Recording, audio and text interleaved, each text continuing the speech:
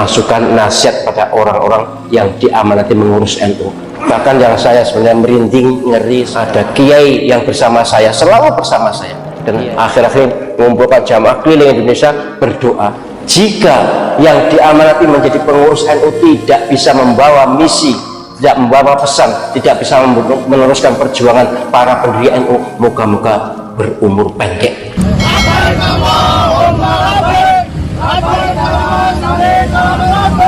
Kalau Gus Yahya tidak tunduk dan patuh kepada organisasi, keputusan muktamar dan peraturan ADART, maka selamat datang pemimpin baru di Nahdlatul Ulama. Setuju? Setuju. Belum mereda tuntutan Nahdien dan kalangan ulama yang mendesak pengunduran dirinya dengan tragedi pemecatan Kiai Haji Imaduddin Utsman dari kepengurusan LBM. Desakan untuk diselenggarakannya Muktamar Luar Biasa atau MLB pun makin tak terbendung. Saya sebagai salah satu pendiri Komite Khitoh NU berziarah ke Mbah Hasyim bersama para kiai. Wahai para pengurus NU, PB, PW maupun PC NU, tolong dengarkan ini, bahwa saya dan para kiai menangkap isyarat Mbah Hasyim menangis. NU dijelek-jelekan, dibelokkan sejarahnya, kalian diam. Mbah Hasyim Asy'ari dianggap orang bodoh, kalian diam. Tapi kalau ada habibnya ente disenggol, ente ngamuk-ngamuk. Akbar takut ente ke wong NU asli apa dudu.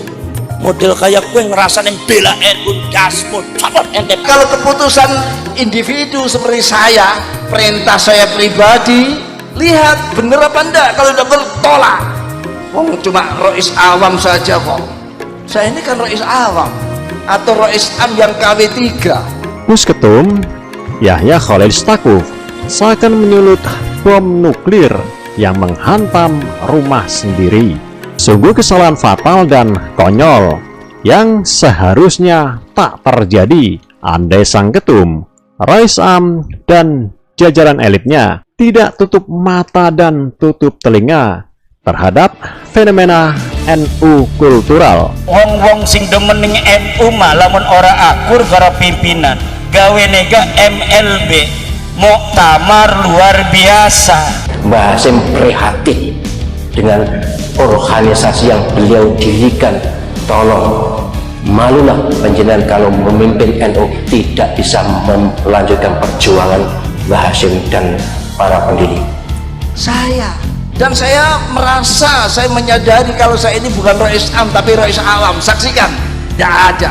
Selama ini saya tidak pernah gila jabatan. Orang mau nggak terima, mau protes, mau ini nggak peduli pokoknya. Kalau nggak mau, silakan ganti saya. Ya, mau kemarin ada yang ngomong MLB, sayangnya yang ngomong pengangguran. Kalau yang ngomong lebih bermutu begitu ya saya perhatikan beneran. Muktamar mah itu ada di dalam garis besar anggaran dasar, anggaran rumah tangga NU. Itu bukan musuh. Bagaimana trio sentral Gus Yahya, Yai Miftahul Akhyar, dan Gus Fakhrur Razi yang sejauh ini dikenal sebagai pembela habaib Balawi keturunan imigran Yaman. Ini mereka menunjukkan keberpihakan yang sangat-sangat melukai umat muslim dan para kiai yang tengah berjuang menegakkan manhaj dan mazhab Wali Songo di bumi Nusantara. Kami sampaikan ucapan terima kasih atas dukungan dari segenap Nahdien dimanapun berada, dan silahkan memberikan saran, kritik, motivasi, dukungan kepada gerakan Presidium MLB ini. Kiai ini sudah berulang kali terbukti doanya mandi mustajab, doanya mustajab. Salah satu doanya itu ingin NU baik, ingin NU kembali ke khitoh, ingin NU meneruskan perjuangan Mbah Hasyim. Kalau memang nggak tahan ya sudah ganti aja. Tapi kalau nggak mau MLB ya tunggu nanti muktamar, cari ketua umum yang lain kalau nggak tahan sama saya bilang gitu. Karena saya udah janji sejak awal. Dan memang persis ini yang saya kerjakan, saya tidak ngerjakan yang lain-lain. Kalau nggak tahan sama saya bilang gitu. Karena saya udah janji sejak awal. Dan memang persis ini yang saya kerjakan, saya tidak ngerjakan yang lain-lain. Sekarang ini kan sesuatu yang katanya ilmiah tapi kemudian dibuat narasi ke panggung-panggung yang untuk membenci kelompok. Nah ini yang nggak boleh. Nah sekarang diramaikan kan diragukan berdasarkan ilmu ini dilakukannya sudah. Kita tetap menghormati orangnya. Soal pengakuan dzurriyyah Nabi jangan dibesar-besarkan, membuat sombong. Ilmu nasab terputus 651 tahun, ilmu sejarah terputus 550 tahun, tes DNA melenceng DNA G, sementara DNA-nya cucu Nabi yang lain J1. Dari akhlak jauh panggang daripada api. Kalau saya sih tidak ada masalah, sampean kritik bahkan sampean bully sampean apa, tidak ada masalah. Sampean suruh turun dari orang Islam, sekarang saya turun. Kalau memang Rais Kiai Miftahul Akhyar merasa dirinya Rais awam dan tidak gila jabatan, ya sudah, saat ini juga jangan hanya omong-omongan itu, ya mengundurkan diri saja. Ketika melanggar muktamar, siapapun ketua umum yang mengawal menakoda ini harus mundur. Termasuk menafikan nasab.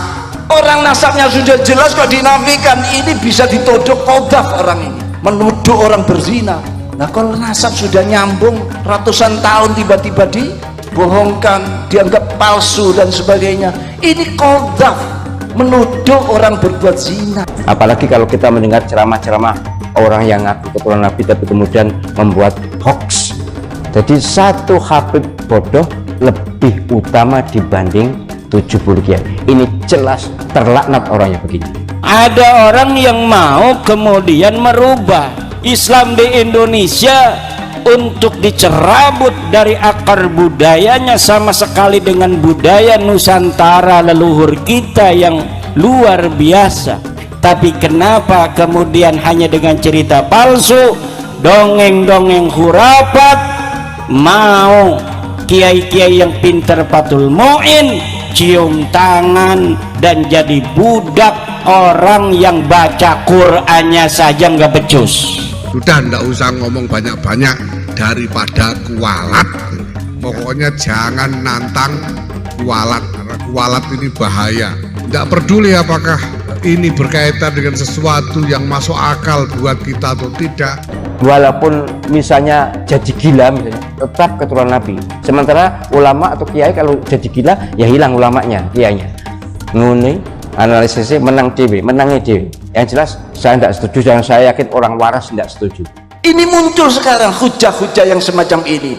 Koyoke bener, khayalan wahmiyat semua yang disampaikan, diwolak-walik. Kebenaran dielekno elem, kebenaran yang sudah bertahan zaman Syekhana Khalil, zaman Mbah Hasyim Asy'ari, zaman para muassis yang lain, itu tidak ada masalah. Boten masalah, sekarang dimermasalahkan. Ngaku nih memperjuangkan, membela Mbah Hasyim, membela Syekhana Khalil. Ini gimana hujah yang semacam ini? Pramuktamar luar biasa Nahdlatul Ulama akan digelar pada Desember mendatang di Kota Pahlawan, Surabaya, Jawa Timur.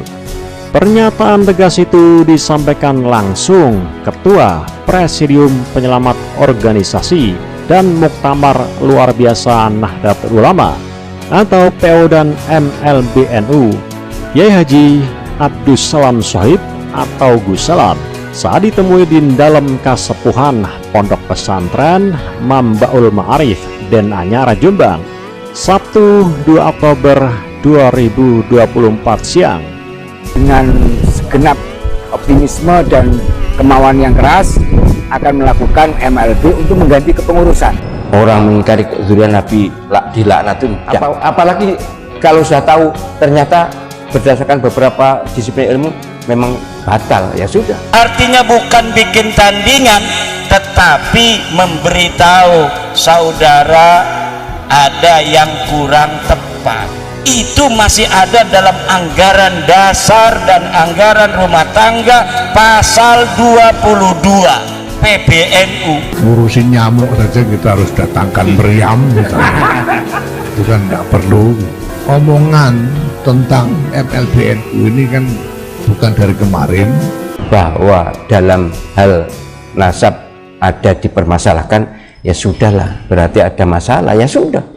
Jangan lalu keluar-keluar dengan segala macam sumpah serapah.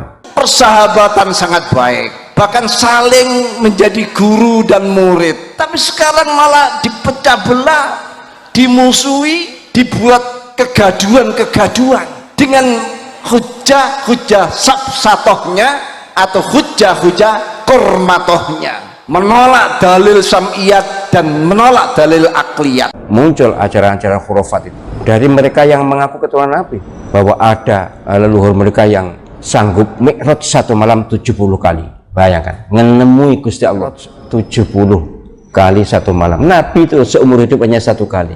Ngomong apa itu? Tidak mungkin lah kita percaya. Orang-orang goblok gak usah nanya dalilnya. Mari kita ikut saja bahwa para habaib ini memang memiliki silsilah yang sambung kepada Rasulullah SAW. Pada para habaib yang selama ini disebut sebagai habib, ayolah turun tensi, rendah hati. Sudahlah, lapang dada. Soal keturunan, hubungan keturunan itu tidak penting. Yang penting inna akramakum indallahi atqakum. Paling mulia di antara kalian adalah yang bertakwa, bukan keturunan atau. Padahal sam'iyat dan akliyat itu dalil kita, dalilnya wong NO, itu dalil kita. Ini ditolak, kebenaran mana ini sudah dihapus. Kalau ada sebuah bukti yang otentik, kitab-kitab yang asli, itu dibohongkan, dianggap palsu. Dan setahu saya umumnya para sayyid, para syarif itu tidak cerita. Wali Songo setahu saya bukan habib tapi sayyid, keturunan Sayyidina Hasan. Kita bertemu dengan banyak orang, baik struktur maupun kultur. Mereka semuanya memberikan pesan kepada kami, situasi ini tidak boleh dibiarkan, karena akan membawa dampak tidak hanya vakumnya organisasi, tapi bahkan pada rusaknya tata kelola organisasi. Silakan, kalau mau MLB silakan. Saya kan ngelamar pekerjaan biasa, orang ngelamar kerjaan diterima, habis itu dipecat, itu kan di mana-mana terjadi. Tes DNA saya ingin tes kok. Karuan pasti Z ya, gen apa? Blue grupnya kalau Nabi kan J1. Lah Ba'alawi itu G. Waduh wis, waduh banget. Kita tidak usah ikutan orang asal ribut, asal nyinyir. Orang boleh berdiskusi tentang pendapat yang berbeda-beda satu sama lain, tapi sebagai organisasi, sebagai gerakan, mari kita jalankan fungsi untuk membantu memastikan sampainya maslahat. Kita bergerak ini kan karena dari sebuah keresahan dan dari sebuah ketidaknyamanan manajemen organisasi yang sudah berlangsung hampir 3 tahun. Kok diarani bukan keturunan Nabi nesu? Saya ragu ketakwaannya. Marah ya marah, kemudian mencak-mencak, lalu provokasi, saya malah ragu. Ikilah apa? Ada apa ini? Ini orang apa ini? Kalau dia tahu ajaran agama, kenapa mesti marah? Apa karena tidak dihormati lagi, tidak bisa cari, tidak bisa membogoki mas? Memendam amarah, mengobarkan amarah, dakwanya penuh dengan kebencian dan kemarahan. Ini sudah ada tanda-tanda yang seperti itu. Itu bukan sikap Nahdlatul Ulama. Kalau Nahdlatul Ulama dicaci maki orang, justru dimaafkan, diajak mereka, ditunjukkan kebenaran. Nahdlatul Ulama terkenal pemaaf, bukan malah memendam marah kebencian. Saya ada cerita dan melihat dengan mata kepala waktu kecil. Mereka ini suka minta maksa, suka jual maksa. Bahkan di Madura kasus jelas istri suruh mencerai kemudian dinikahi. Alasannya supaya punya keturunan baik. Itu gombal banget.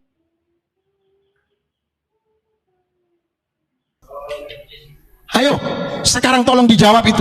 Mana dulu provokator-provokator yang mengatakan pemerintah bila menolak pengungsi Rohingya adalah pemerintahan komunis. Monas dijadiin tempat perkumpulan. Cie-cie kagak malu sama yang bangun Monas. Cie-cie Istiqlal dijadikan tempat tidur. Enggak malu sama arsiteknya Istiqlal. Cie-cie lepok kusia.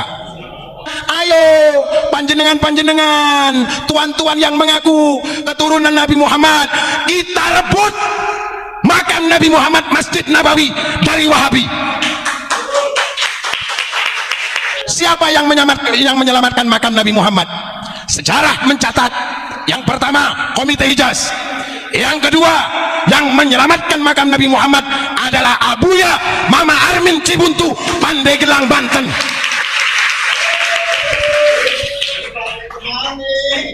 Ayo silakan dibantah, silakan dibantah sejarah ini. Lu teriak-teriak di bumi Indonesia dengan mengangkat pedang. Jangan ajari orang Indonesia mengangkat senjata, bro. Karena yang memerdekakan negeri kami Indonesia bukan leluhurmu, tapi leluhur kami. Leluhurmu pecundang. Banyak yang meniru apa? Meniru ketika ia mengucapkan saya ini cucunya Rasulullah. Gak bahaya tak? Sementara perjuangannya jauh dari perjuangannya Rasulullah. Apakah tidak malu? Malu. Jangan menganggap diri kita ini sebagai cucunya Rasulullah. Diakui menjadi umatnya Rasulullah. Itu sudah jauh lebih hebat daripada engkau mendoktrin orang lain untuk mengakui dirimu sebagai cucu Rasulullah sallallahu alaihi wasallam. Sekarang ini lagi demam Palestina. Tidak jelek membela Palestina. Dulu sebelum Palestina bela Rohingya, orang yang terusir dari Myanmar itu, umat Islam yang terusir dari Myanmar. Ketika pemerintah mengatakan kita akan evaluasi, pemerintah memberikan aba-aba kepada umat Islam untuk tidak gegabah menerima pengungsi dari Rohingya. Semuanya teriak mengatakan pemerintah kita adalah pemerintah komunis. Tapi sekarang pengungsi Rohingya membahayakan terhadap kedaulatan masyarakat di Indonesia. Banyak masyarakat di Aceh menolak pengungsi-pengungsi itu. Kenapa? Mereka seagama tapi tidak senasionalis dengan kita. Mereka ingin dimanja, mereka ditampung di Bangladesh karena di Bangladesh harus kerja. Mereka memilih tinggal di Aceh karena didanai oleh kelompok-kelompok mereka yang mengkoordinir dari pengungsi-pengungsi itu, dimanjakan di Indonesia. Tujuannya nanti ingin menguasai dari sebagian tanah air Republik Indonesia. Kenapa? Mereka seagama tapi tidak senasionalis dengan kita. Mereka ingin dimanja, mereka ditampung di Bangladesh karena di Bangladesh harus kerja.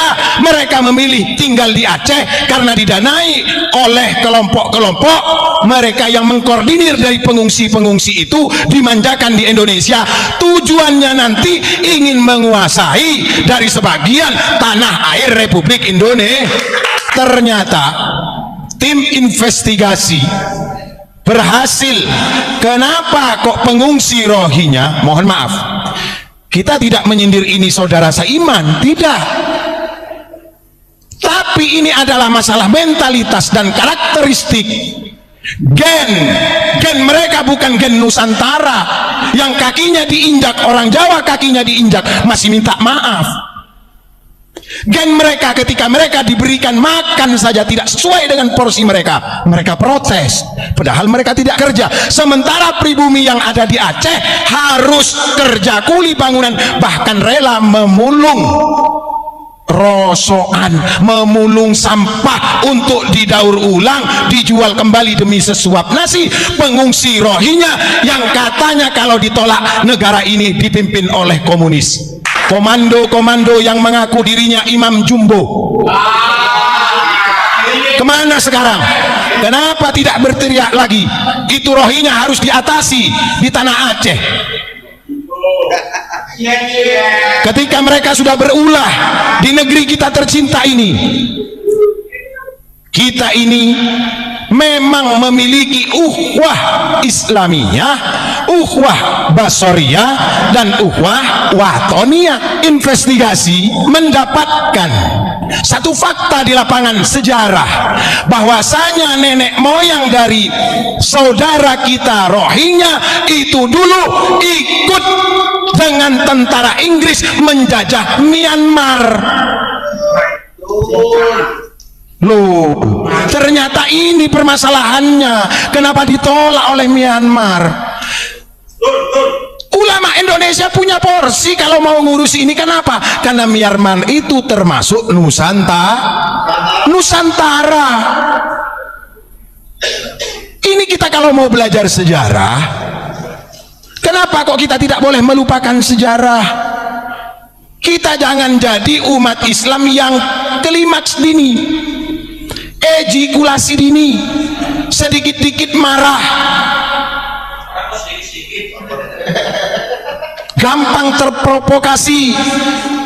Kita tidak tahu maksud dan tujuan mereka datang ke sini. Ketika sudah ditampung di sebagian tanah Republik Indonesia, mereka berbuat ulah. Sementara mereka datang ke sini mencari suaka hukum. Mereka pengungsi. Sama yang dilakukan di tahun 1800-an. Asrafus Sani datang ke Indonesia pengungsi, dimobilisasi oleh Inggris dan Belanda. Buka sejarah lagi.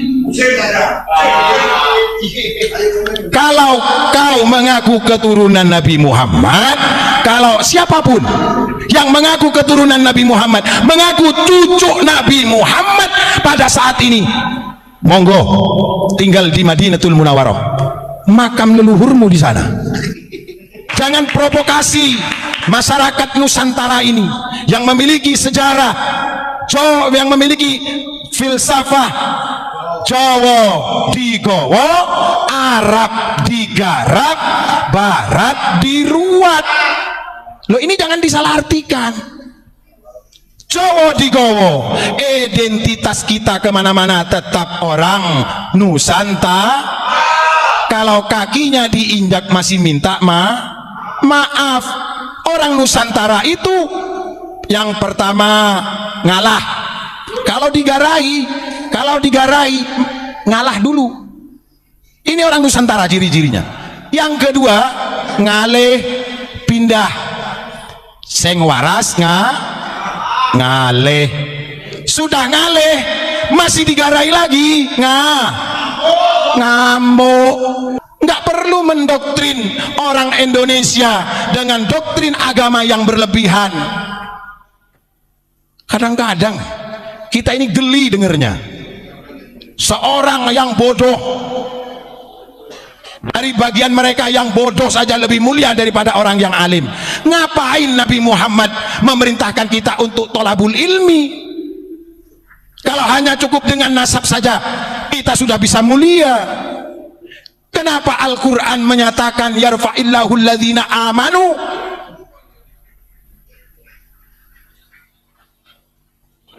Sementara hanya bandrolan nasab saja kita sudah bisa mulia. Jangan salahkan Imam Al-Ghazali ketika mengkoreksi di dalam kitab yang ditulis beliau, Ihya Ulumiddin. Ini sudah real, sudah pernah terjadi.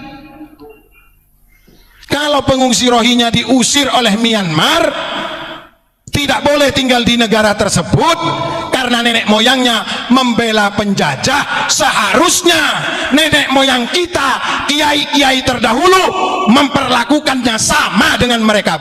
Setuju itu? Kenapa tidak dilakukan? Karena leluhur kita, karena para ulama-ulama Nusantara memiliki filsafah Pancasila. Kalau ini dilakukan seperti yang dilakukan Myanmar, berarti kita bukan orang Indonesia yang berpancasila.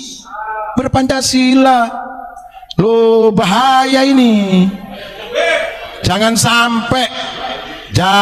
sampai kedaulatan negeri kita, keamanan masyarakat kita, saudara kita yang seagama, yang senegara. Aceh itu mayoritas Islam loh. Ayo, sekarang tolong dijawab itu. Mana dulu provokator-provokator yang mengatakan pemerintah bila menolak pengungsi Rohingya adalah pemerintahan komunis. Islam di Indonesia ini ditolerir. Rukun Islam yang 5 itu diakomodir oleh pemerintah. Kau yang beragama Islam, ditulis KTP-nya Islam. Kemudian kau akan sholat, diatur jadwal sholatnya, dicari waktu sholatnya, hilal, ru'yat, hisab dilakukan oleh Kementerian Agama, dilakukan oleh MUI, dilakukan oleh NU, dilakukan oleh Muhammadiyah yang dikoordinir oleh pemerintah. Pingin beli Alphard lo, atau pingin kawin lagi? Monas dijadiin tempat perkumpulan. Cie kagak malu sama yang bangun Monas. Cie Istiqlal dijadikan tempat tidur, nggak malu sama arsiteknya Istiqlal. Cie lepok kusia. Ayo panjenengan tuan-tuan yang mengaku keturunan Nabi Muhammad, kita rebut makam Nabi Muhammad Masjid Nabawi dari Wahabi. Ayo kita rebut, berani enggak? Jangan jual cucu Nabi Muhammad di Indonesia loh kalau kagak berani merebut Masjid Nabawi. Betul? Salam Pancasila.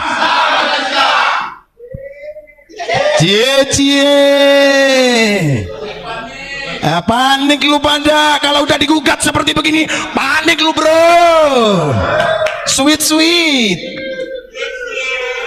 Siapa yang menyelamatkan makam Nabi Muhammad? Sejarah mencatat, yang pertama Komite Hijaz, yang kedua yang menyelamatkan makam Nabi Muhammad adalah Abuya Mama Armin Cibuntu, Pandeglang, Banten.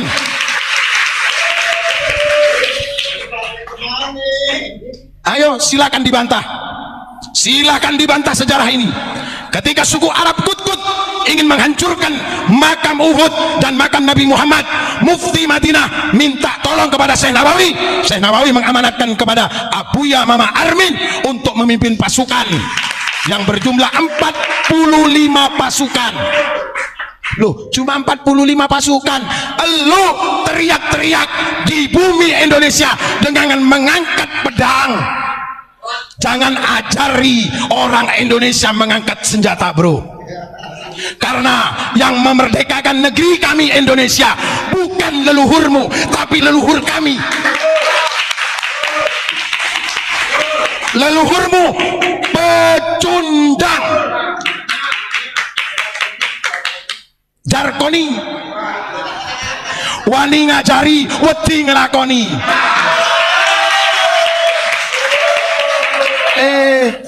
Jangan ajari kami untuk mengangkat keris. Kecil itu. Sudah kamu ajari, kamu doktrin umat Islam ini dengan misuh-misuh. Sekarang kamu ngajari kami untuk mengangkat pedang. Kami dulu berperang melawan Belanda nggak pakai pedang, pakai bambu runcing.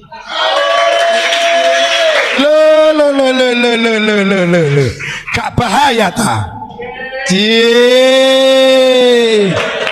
Bilang aja lu pengen beli Ferrari. Ini pencerdasan. Ingat, kepada siapa saja komponen bangsa Indonesia, baik guru, santri, ustadz, kiai, mencerdaskan kehidupan bangsa Indonesia, dilindungi oleh undang-undang. Jangan mau kita sekarang dibodoh-bodohi. Mon kibadah kiai didoktrin bireng lain dengan mengangkat senjata. Kita jihad, jihad kamah. Mau jihad kemana?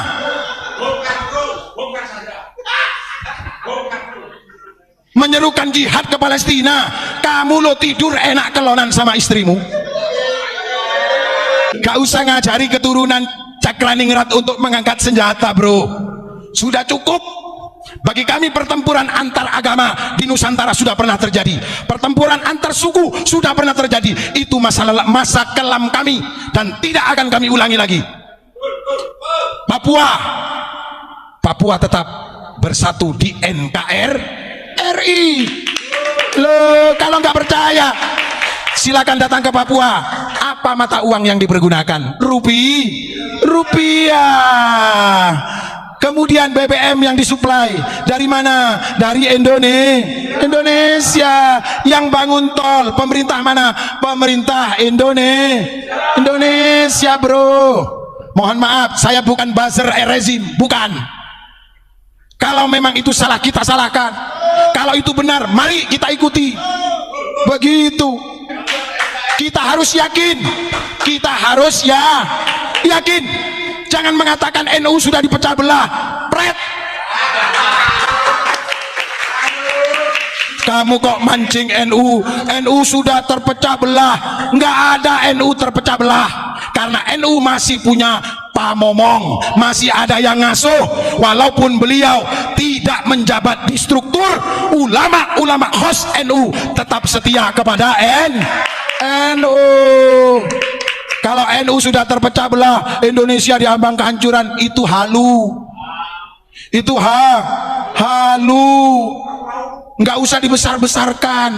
Kamu sudah berjuang di NU apa? Apa yang sudah bisa kamu berikan kepada NU? Jangan kamu berprinsip apa yang saya bisa dapatkan dari NU. Karena NU bukan ladang mencari penghidupan, tapi bagaimana menghidupkan NU. Alhamdulillah, ternyata ulama host Nahdlatul Ulama masih solid. Jangan framing umat ini dengan framing bahwasanya kiai-kiai NU sudah pecah. Jangan eman lambemu turah. Inilah, kalau ingin tahu sejarahnya sekarang, Rohingya bergejolak di Lok Sumawe, bergejolak di Sabang, bergejolak di Aceh. Jangan diam kalian yang memaksa Rohingya untuk masuk ke Indonesia. Sekarang Rohingya berbuat ulah di Indonesia. Upaya apa? Pendekatan apa? Upaya solusi apa? PBB aja angkat tangan kok. Kita ini kadang-kadang sombong. Sombong apa? Sombong karena beragama Islam itu sombong. Enggak seolah-olah yang lain kalau tidak membela itu masuk neraka. Loh.